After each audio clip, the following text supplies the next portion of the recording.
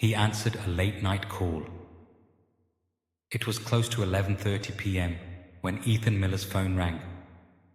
The house was quiet, the kind of silence that only exists late at night. Ethan was 32 years old, lived alone, and worked early mornings. He rarely answered calls that late, but this time he did. The call lasted less than 20 seconds. He grabbed his keys, told no one where he was going, and walked out the door. Ethan Miller was never seen alive again. The next morning, when Ethan didn't show up for work, his co-workers assumed he had overslept. By noon, his phone was still going straight to voicemail. That's when his sister contacted the police. At first, investigators weren't alarmed. Adults leave home all the time. But something felt off. Ethan's car was still parked outside his apartment. His wallet was on the kitchen counter, and his bed looked untouched. Whatever pulled him out that night, it was urgent. Police pulled Ethan's phone records and found the late-night call. The number was unregistered, a burner phone. Worse, the phone's signal last pinged near an abandoned industrial area on the edge of town. That area had a history. Before we continue, if you're watching Crime Brief USA and want short, real true crime stories, explained clearly and calmly, consider subscribing. New cases every week. Search teams were sent out that same evening. 2 days passed with no sign of Ethan.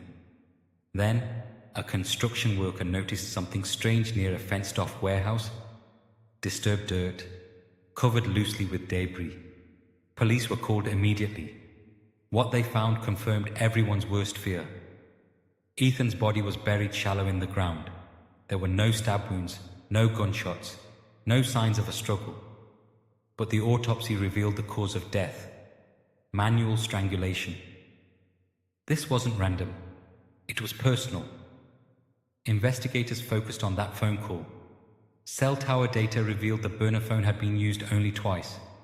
Both calls were made to Ethan, one earlier that week, and the final call that lured him out of his home.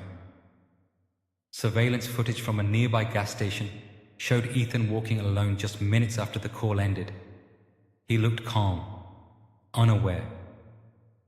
A dark sedan pulled in shortly after and left right behind him. The license plate was partially visible. It led police to Ryan Keller, a former co-worker Ethan had recently argued with. Keller had been fired 2 weeks earlier and blamed Ethan for reporting him. When questioned, Keller denied contacting Ethan, but his alibi collapsed quickly. His phone records showed his personal phone was turned off that night, and fibers from his car matched those found on Ethan's clothing. Confronted with the evidence, Keller broke.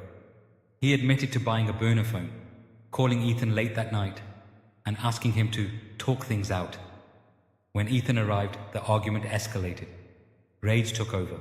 One mistake, one decision, one life ended. In court, prosecutors played the phone records, surveillance footage, and Keller's own confession.